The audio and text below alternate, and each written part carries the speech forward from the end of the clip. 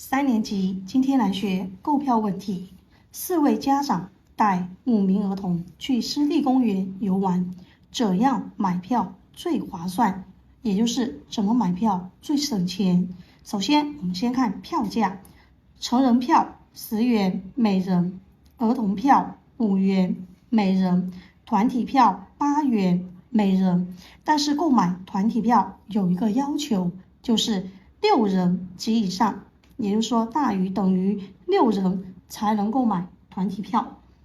5名儿童都可以买儿童票。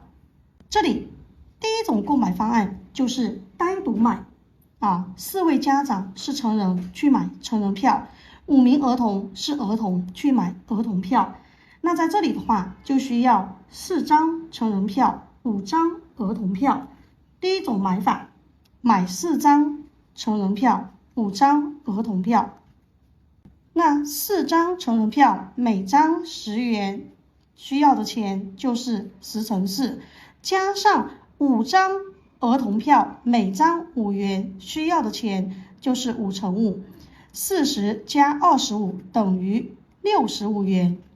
第二种方法可以团体买，4位家长加5名儿童，一共是9人，9人大于6人。团体买的话，那就需要买9张团体票。一张团体票是8元，9张那就是8乘4加5的和，求出来8、9、72，那就需要72元。第3种方案，我们可以组合买。您看，9人是超过了6人。我们看儿童票比团体票呢更便宜，所以我们可以让4位家长带上2名儿童，凑足6人去购买团体票。那剩下的3名儿童去买儿童票。那这时候组合买的话，那就需要买6张团体票和3张儿童票。